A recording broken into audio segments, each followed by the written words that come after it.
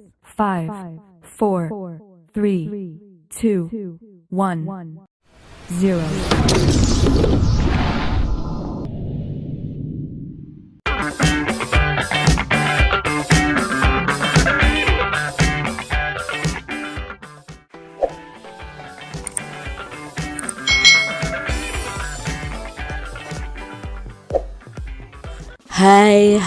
Hai. Selamat datang di channel YouTube Kak Citra. Apa kabarnya adik-adik semuanya? Kak Citra berharap kalian dalam keadaan yang baik, sehat, dan siap untuk belajar ya. Hari ini kita akan belajar bersama-sama untuk mata pelajaran tematik kelas 4. Kita belajar di tema 4, berbagai pekerjaan, subtema 2, pekerjaan di sekitarku, pembelajaran yang kelima. Mari adik-adik kita belajar dengan penuh semangat ya. Tahukah kamu bagaimana ikan hasil tangkapan nelayan bisa kita makan? Nah, ini adalah proses bagaimana ikan hasil tangkapan nelayan itu bisa kita makan atau kita konsumsi adik-adik. Tentunya adik-adik masih ingat bahwa hasil tangkapan ikan dari nelayan ini dijual ke pedagang ikan di pelelangan ikan. Nah, dari tempat pelelangan itulah ikan dikirim ke pasar-pasar ya, dikirim dengan pakai mobil ini ya adik-adik ya, ke pasar-pasar untuk dijual oleh penjual ikan atau bisa juga langsung dijual ke konsumen. Nah, penjual ikan dan konsumen ini akan melakukan transaksi jual beli namanya.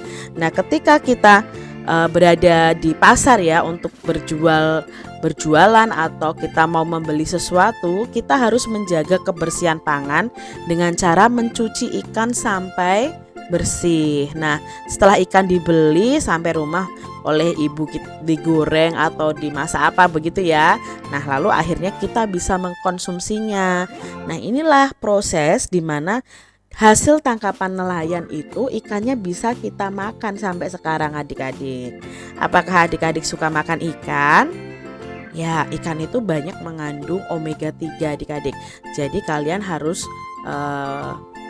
suka makan ikan ya adik-adik ya.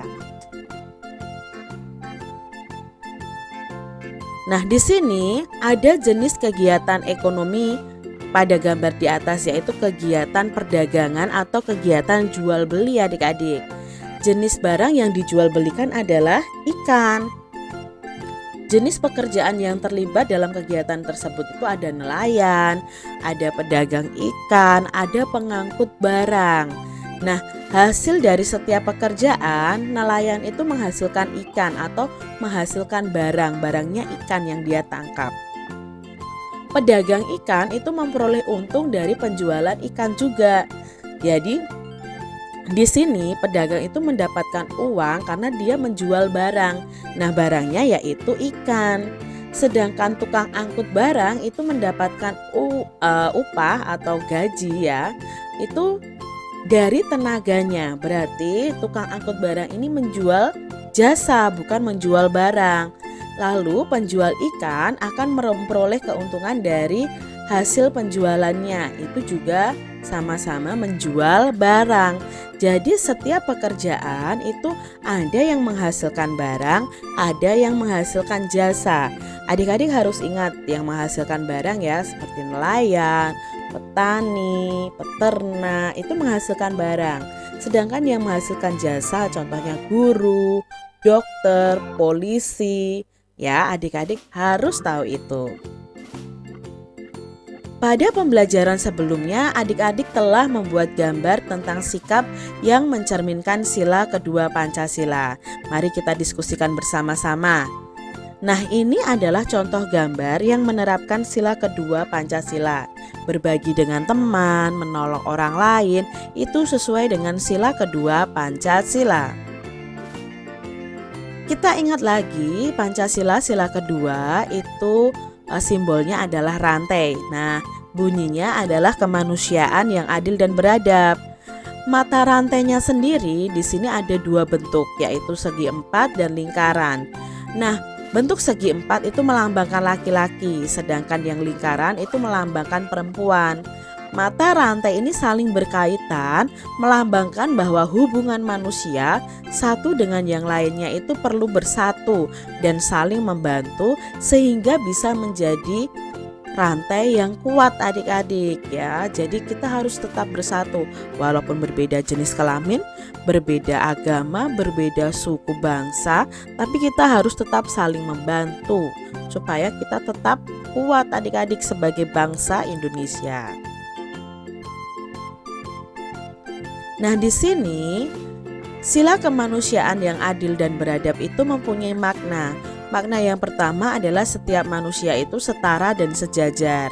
Makna yang kedua, beradab dalam rasa, pikiran, dan tindakan. Manusia itu punya adab adik-adik dalam rasa, dalam pikiran, dalam tindakan kita.